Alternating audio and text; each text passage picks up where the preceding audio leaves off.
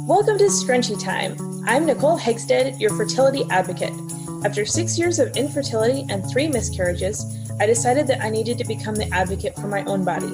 If you're exhausted from struggling to get pregnant and want to know more about how I can help, check out my website at www.nicolehegstead.com. And I'm Bee Wild, speaking up for children in a world where mental and physical health of the next generation is being disregarded. I'm here to dish out the tough love truths that we need to wake up to as parents and Christians. If you're fed up with mixed opinions and ready to advocate for your own child, check out my website at www.thebewildlife.com. Put your hair up and pay attention while we discuss today's hottest topics concerning female hormones and healthy kiddos. We aren't silky. We aren't crunchy. We're scrunchy. Thank you for listening to today's podcast. If you want to hear more, hit that subscribe button. And a special thank you to those who make this financially possible. To support this podcast, please follow the link in our description. Hello and welcome back to Scrunchy Time. I made Nicole. Let me introduce this one.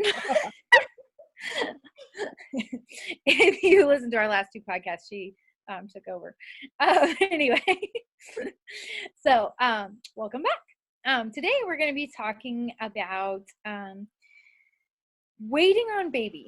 So Nicole is the fertility advocate, obviously. So if you're seeing her or have been following her, you're either struggling with infertility or maybe just starting to think about it, and maybe you've had problems in the past. Maybe you had a great first time around and you can't get pregnant a second time. So just that time of waiting for baby and like what you go through and what you're feeling, and maybe some things to focus on outside of waiting for baby, because it can overcome your life. It can literally make you crazy in some aspects, I believe, from some different things I've seen. Just from with different people and whatnot, and just finding your value as a woman in and of itself, and what a beautiful thing that is, and that your value and your worth is not in solely having children. Mm-hmm. So I will let Nicole take that away and talk about that a little bit more. Yes, absolutely. So obviously I have struggled with this. I have done this journey. I have fought with infertility and miscarriages and that whole thing. So I've been there, and I understand how wrapped up we can get in the process, and I'm going on 8 years that we have not conceived. And as I've shared in past episodes, we're actually preventing at this point to focus on our own life a little bit. But so basically I've only had 7.5 years of infertility. The clock got to stop back then, and I'm not counting this as infertility because who knows what would have happened, right? But 7 years of trying to get pregnant and have a baby, that's a long wait. That's a long, long time. And there are a lot of things that I have put on hold or never done because I thought, well, I could get pregnant next month. If I get pregnant next month, then, all the things. There's a lot of times that I've not drinking alcohol because I could be pregnant right now.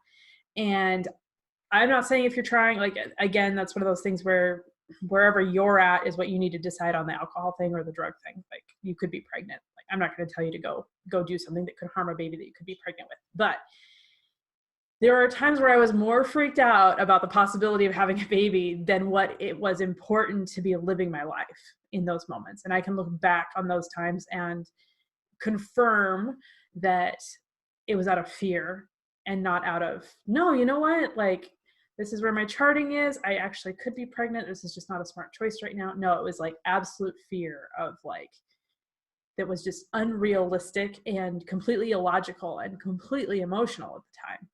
And that's what I really want to talk about today is we get into our heads about this stuff to the point where, I ate a piece of toast yesterday and that probably caused such and such and such and such, right?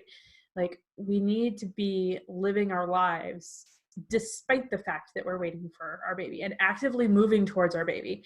And I see this is becoming such a huge problem in the IVF process specifically, because everything we do in that process evolves around getting pregnant, right? Like you're literally injecting yourself with hormones on a daily basis.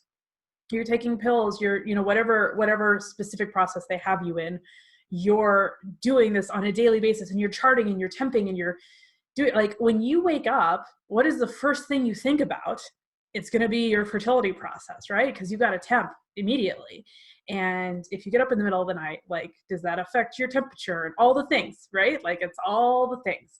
And so after a while, we get like so in our heads about this one process. And it's so important to step back from that and say, yes, a baby is important. Yes, that's what I want.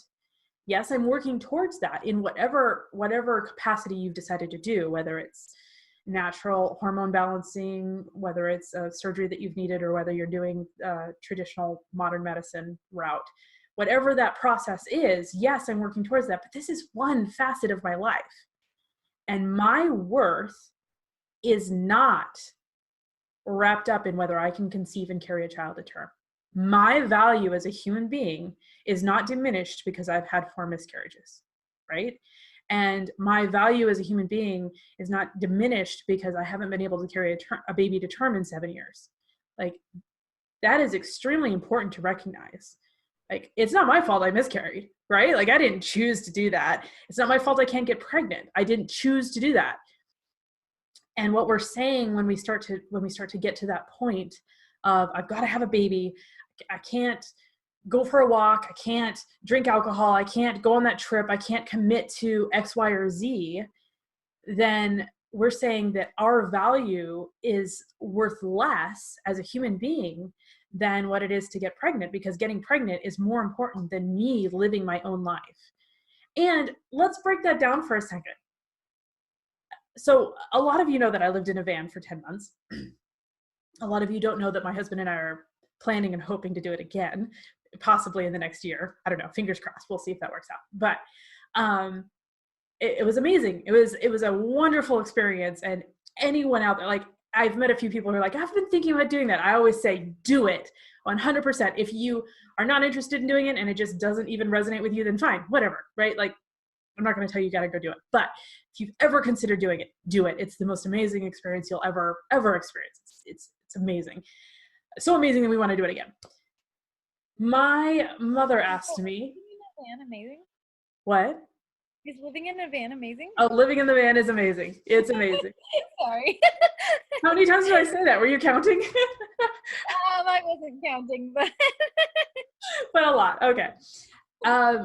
Before I even moved in, about a month or two before I moved in, my mother asked me, well, what are you going to do if you get pregnant?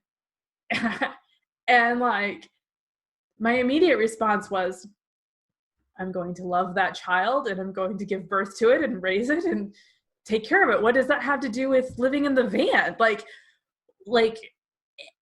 and furthermore, an infant, I went into this whole thing with her where like an infant sleeps for like 22 hours out of the day. Like, you know, if we need to get into an apartment in 3 months, like, we'll have plenty of time to do that. Like, I'm going to be 9 months of pregnancy. And that's after 9 months of pregnancy. Exactly. Like, I mean, you've got lots of time to be like, honey, I can't do this with a kid, you know, like, and there's so many families who do it, whatever. Right. But my point is, we moved into the van. If we had gotten a positive pregnancy test at any point during that point and said, oh, we got to go get an apartment, we got 9 months to do that. Right. Like, you can figure it out. Let's say you decide you commit to a trip in 9 months and you get pregnant halfway between then and now, and you're like, oh, I can't go backpack Europe. Then cancel the trip. So you put down a few deposits. So what? You're pregnant now, right? Like, why is this a big deal?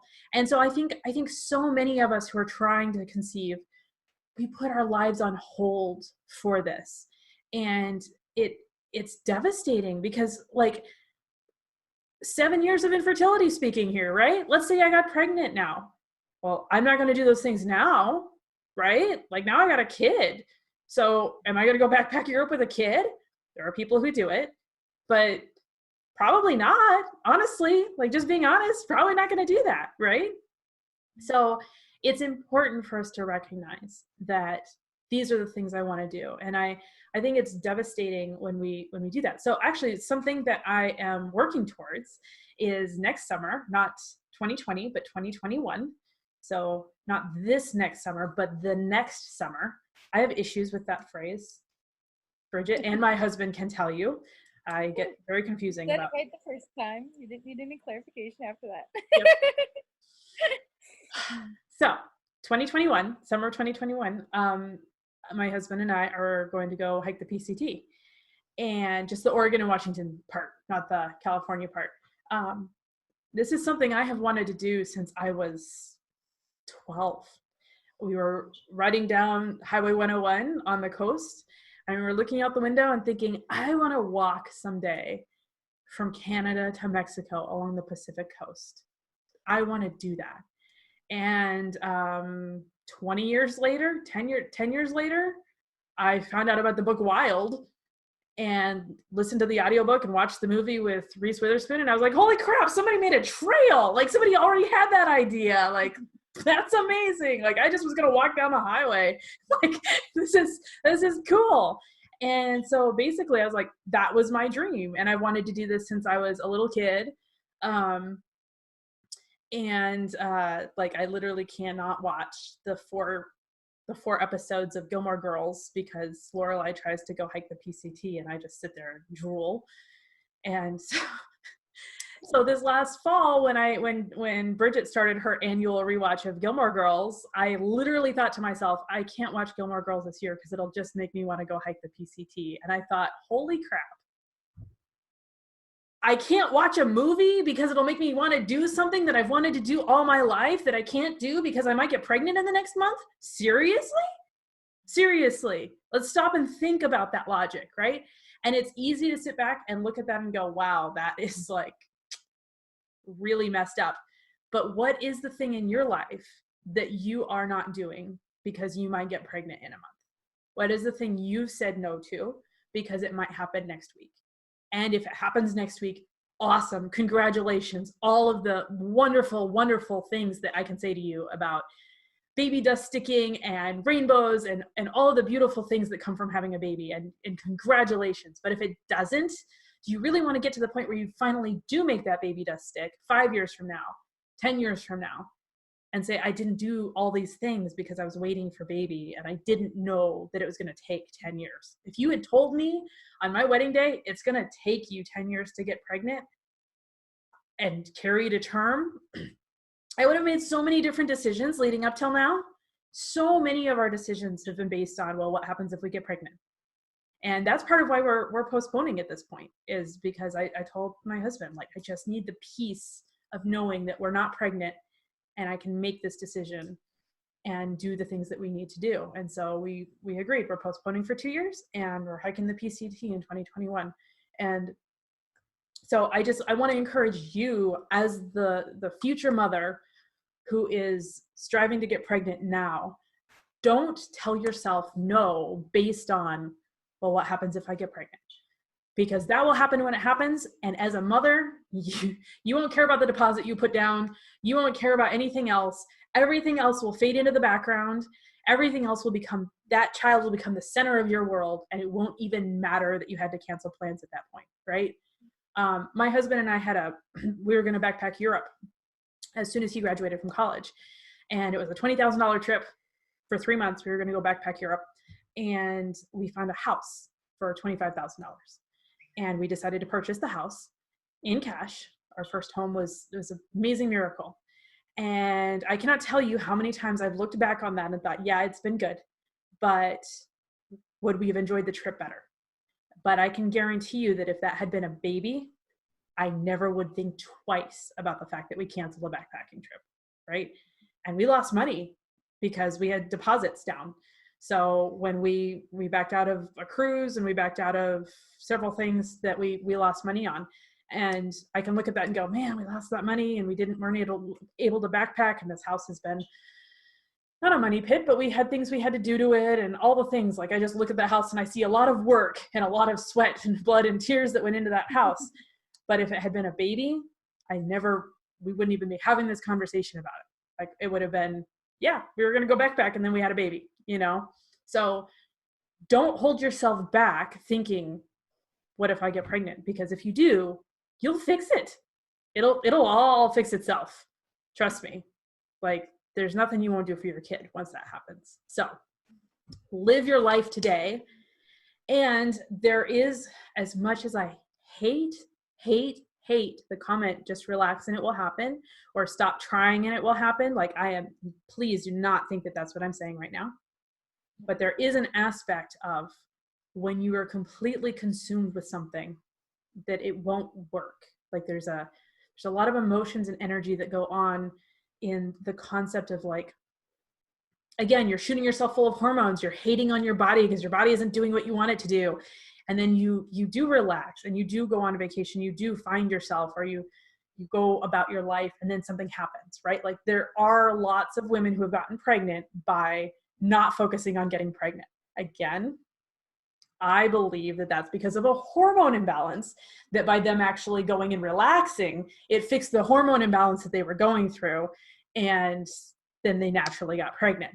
But it's become a thing in our society where now we just say, well, relax and it'll happen. And that's not the answer. There's a hormone imbalance that's going on. And honestly, because they didn't actually address it, like it was just like borderline hormone imbalance. And then it kind of got fixed. They're probably going to have secondary infertility and they're going to have issues there. So be aware of that. Like that is not what I'm saying on any level, but it could work. It could be one of the things that leads you to your baby where you are able to finally conceive. And even if it doesn't, you still lived your life. You know, a side note, I was up late one night reading, don't ever type infertility or miscarriage into Pinterest ever, especially late at night, because it's a horrible experience. And I've done this on a number of times when I just wanted to feel more miserable than what I was feeling. Like it's hard to explain. I enjoy pain sometimes. And I was already feeling miserable about infertility and just wanted to sob about it. And so typed in infertility and yeah, it's not fun. Not a fun experience at all. But someone actually said they were talking about sex first, because they stopped having sex because what was the point of having sex since they couldn't conceive? And I remember actually looking at that and thinking, oh my gosh, for the fun of it, like what? Like at least I wasn't so miserable in my infertility journey that I hated sex. Now there have been, I'm going to be completely transparent as a health coach. There have been a number of times where my husband and I have gone to do the act and I've thought to myself, man, like this won't lead to anything fruitful. This is just for us. And then what's the point? Like I have thought that a couple of times. But the point is the emotional high, the intimacy that you get with your loved one, the connection, all the things that come from sex. That's a physical thing between two lovers, right? Like there's so much more to that. And I can't imagine just stopping that action because it doesn't lead you to your baby and then you get divorced over it. What a horrible, horrible thing. And I know that this happens to so many couples. So like I have attempted, this wasn't going to be a podcast about sex, but I have attempted to make it, well, okay, this isn't going to be about a baby. This is going to be about us having fun, right? Like spice it up, make it a fun experience, because if it's not going to be fruitful, then that means, guess what? It's just about you two having fun. And how cool is that? That's living your life while you're waiting for baby. Make your life still enjoyable. And I'm not saying like, oh, enjoy your life now because once you have kids, blah, blah, blah, blah, right? Like we all hate that phrase. That's not helpful at all. But, and furthermore, these things will not be edifying or fulfilling to the extent of having a baby. I am not saying that either. Me hiking the PCT, it will like I'll have amazing memories, but if I stayed up all night with a newborn in the summer of 2021, that would be so much more cool than hiking the PCT, right? Like that's so much more edifying, right? But it's better than living an empty life, waiting for nothing that might not come for another year or 2 or 3 or 10, right?